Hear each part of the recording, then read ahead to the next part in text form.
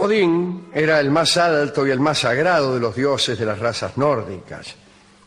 Era el espíritu omnipresente del universo, la personificación del aire, el dios de la sabiduría, el dios de la victoria universal y el líder y protector de príncipes y héroes. Casi todos los dioses eran sus descendientes, o muchos eran sus descendientes, y se los llamó Alfader, el padre de todos. Y entre los más ancianos y principales de los dioses, él ocupaba el asiento más elevado, ¿no?, en Asgard, que era el asentamiento principal de los dioses. Aquel trono, llamado Hlidskjalf, no solamente era un trono elevado, sino también una torre, un mangrullo, diríamos aquí, ¿no? Desde el cual se podía observar todo el mundo y ver de un solo vistazo todo lo que sucedía entre los dioses, entre los gigantes, los elfos, los enanos y los hombres. Nadie, excepto él mismo y su esposa y reina Frigg, tenían el privilegio de poder sentarse en el trono Hlidskjalf. Y cuando lo ocupaban, solían mirar hacia el sur y hacia el oeste, repito, hacia el sur y hacia el oeste, que eran los puntos cardinales y también el objeto de todas las esperanzas y todas las excursiones de las naciones del norte. Odín era, eso está bien, solamente marchaban hacia el sur y hacia el oeste, pero no siempre. Hacia el norte es obvio que no había mucha tela para cortar. Ya venían las regiones polares y las eternas nieves, etc. Pero los eternos hielos, sería mejor decir. También es cierto que rumbearon hacia el oeste y llegaron a Groenlandia, llegaron al Labrador y probablemente a algunas otras regiones de la América del Norte, lo que ellos llamaban Vinland. Pero en realidad también marcharon hacia el oeste, hacia el este, hacia Oriente. Si bien de una forma extraña. Los vikings, desde luego, saqueaban hacia el sur, Dinamarca y la misma Inglaterra eran presas codiciadas, pero también llegaron más al sur. Y del otro lado, a veces marcharon hacia el este, alguna vez probablemente por el Mediterráneo mismo, pero muchas veces a través de los ríos que alcanzaban y que no eran ya de la cuenca atlántica, sino que eran de la cuenca mediterránea, o incluso de la cuenca del Mar Negro, etcétera. A través del Danubio, a través de esos ríos, fueron para el otro lado y llegaron hasta las regiones de lo que hoy es Rusia. Y allí saquearon e hicieron su intercambio, dejaron alguna huella de su cultura y se llevaron algunos objetos. Entre las cosas que se llevaron también algunas ideas de las cuales hablaremos alguna vez. Finalmente todos estos tipos se hicieron cristianos, más tarde o más temprano. Está bien, tenían el cristianismo y no más, ¿para qué ir hasta Rusia? Pero ya hablaremos de lo que llevaron y trajeron los vikings desde aquellas regiones. Pero ahora volvamos aquí al trono, ¿no?, de Odín. Esos gemidos que ustedes escuchan son... es la silla, sí. No, es Porno para Todos, nuevo programa. No sé si sale al aire. Bien, Odín generalmente era representado como un hombre alto, vigoroso, de alrededor de 50 años, que a veces era pelado, a veces era morocho, tenía una larga barba, estaba ataviado con vestiduras grises, con una capucha azul, y su cuerpo musculoso estaba envuelto con un amplio manto azul, salpicado de gris, que era un emblema del cielo con las nubes. En su mano, Odín portaba generalmente una lanza, la infalible lanza Gungnir, la cual era tan sagrada que un juramento realizado sobre su punta nunca podría ser roto. En el dedo, o quizá en el brazo, llevaba el maravilloso anillo Draupnir, el emblema de la fertilidad. Aquel anillo era hermoso y tenía propiedades mágicas de las que también hablaremos alguna vez. Cuando Odín se sentaba sobre su trono o cuando se preparaba para alguna batalla, llevaba un casco de águila.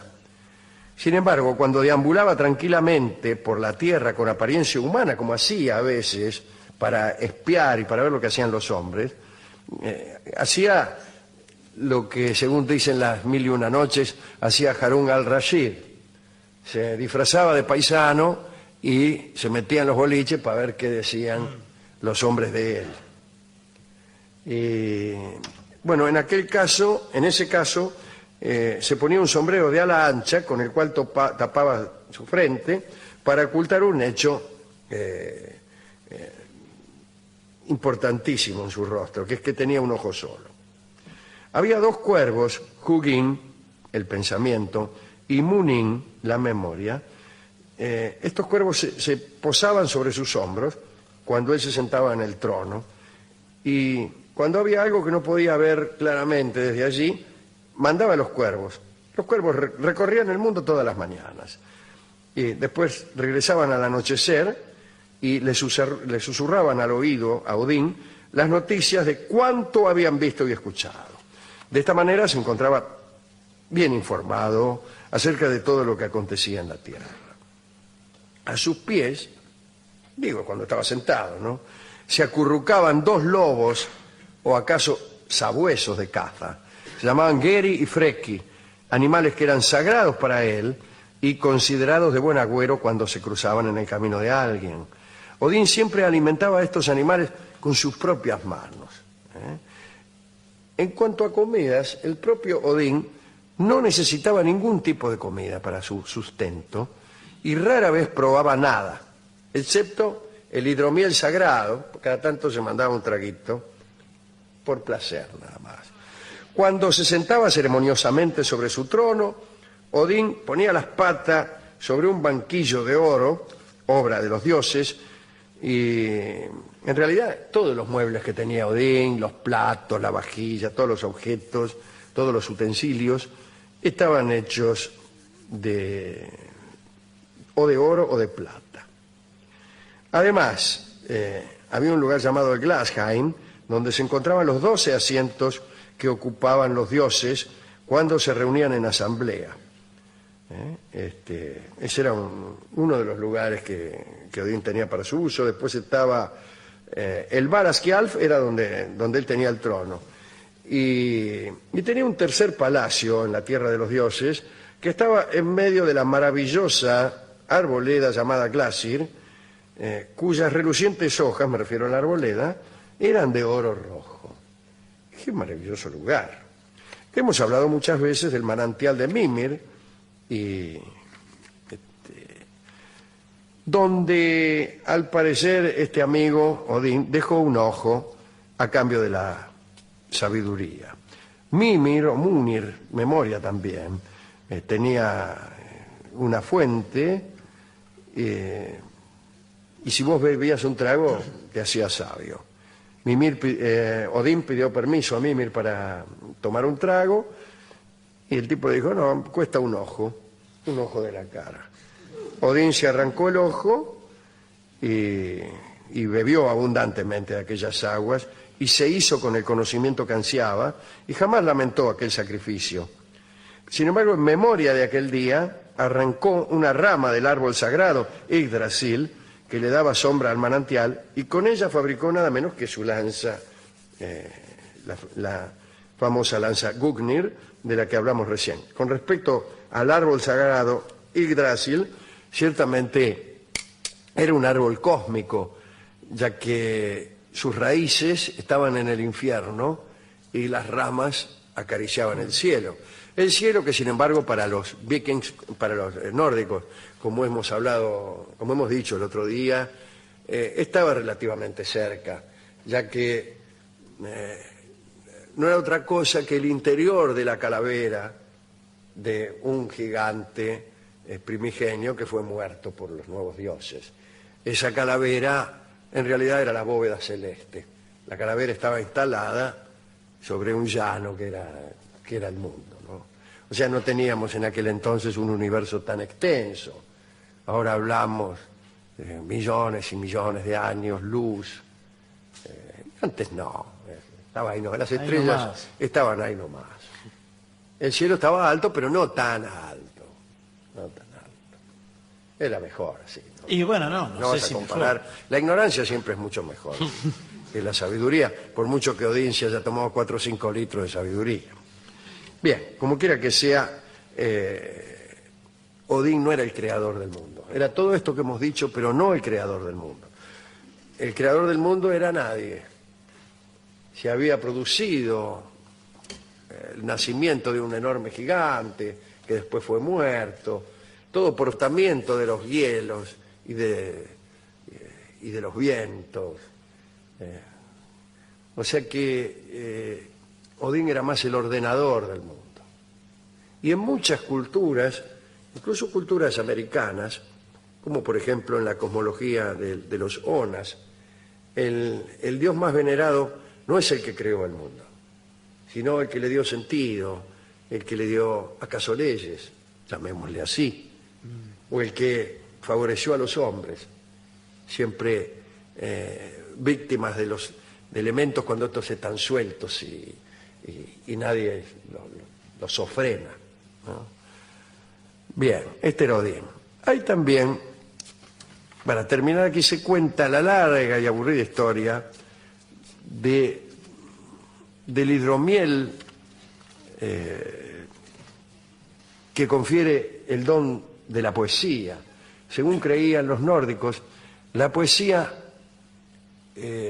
provenía, o se podría lograr, tomando un hidromiel maravilloso que estaba hecho con miel por un lado, pero con sangre por otro. Está muy bien definir la poesía de esa manera. Las mieles de la forma, las mieles del orfebre de la palabra, pero también la sangre del que sufre por la condición humana. Después de todo, la poesía está hecha de música y es deleitosa, pero implica también, según decía Octavio Paz, un juicio acerca de la condición humana. Esta miel provenía de la sangre de un dios que fue asesinado y después de unas larguísimos cambios de mano. Los enanos se lo robaron a un gigante se lo robó a los enanos, unas cosas así. Finalmente Odín consigue enamorar a la hija de un gigante que era el único y el último poseedor de esos frascos de hidromiel. Y allí Odín aparece con su costado negativo, porque es engañoso, es mentiroso, es traidor, se transforma para engañar, y todo lo hace para convertirse en un dios de sabiduría y en un dios de poesía. Y al fin logra ese hidromiel y se lo toma. Y dice, me gusta mucho el final de la historia, que desde aquel día Odín habló en verso. Solamente hablaba en verso, porque había tomado aquella maravillosa hidromiel. Yo les voy a ahorrar a ustedes la historia, una historia medio parecida a una persecución cinematográfica. De enredos y cosas así. Sí, de enredos y el tipo que escapa por una ave se convierte en algo para que no lo vean y cosas por el estilo. Bueno, si ya es molesto en el cine, calcule en la literatura. Y calcule en la radio. Porque la literatura de Leda está bien, porque está en verso y es lindo de leer, pero aquí contado, ¿por qué? Bueno, este era el dios Odín, ¿no? Como todos los dioses paganos, no eran del todo buenos y no eran del todo malos. Ni siquiera Loki, que era lo más parecido a un dios malo, lo era del todo. Claro. Sus intereses eran más o menos los de los dioses. Solo que le gustaban las bromas, le gustaba robarse algo, le gustaba apoderarse de algo que no le correspondía, digo, esas cosas. Repito lo mismo que dije antes, eso quiere decir robar. Pero era un pícaro más que el dios del mal. Ni por casualidad era el dios del mal, ni le interesaba la perdición del hombre, ni el triunfo del mal sobre el bien, ni nada de eso. Era un tipo, así como tantos pícaros que conocemos nosotros, que no son enteramente malos, sino que bueno, por ahí, se quedan con algún vuelto. Del mismo modo, Odín no era enteramente bueno, a pesar de sus áureas virtudes. Por ahí cada tanto se mandaba alguna. Hemos ido a la discoteca y le hemos contado estas historias al discotecario, que inmediatamente solicitó que le contásemos otros cuentos, porque dijo que para él no había nada más lindo que los cuentos y que este le había dado ganas de otros. Y nos dijo que le contáramos, por ejemplo, el de Caperucita Roja. Pero no tiene nada que ver, señor. Son cuentos. ¿Qué? Son cuentos. Son muy buenos, el de la Cenicienta. Pero estamos hablando de todo. edades, de otra cosa. No importa, yo le dije eso mismo, pero no se dejó convencer. Le conté el de, justamente ya mencioné, de la Bella Durmiente del Bosque, el de Pulgarcito, Sí. el de Hansel y Gretel y el de los 3 pelos del diablo, que fue mi preferido. Y ahí siguió insistiendo que le contara otros y otros y otros y otros, y entonces yo le apagué la luz y lo dejé solo. ¿Y se llevó algún disco, algo? Me trajo? llevé así, saqué uno que hace ilusión a los 2 cuervos, a estos cuervos pensamiento y memoria, que iban,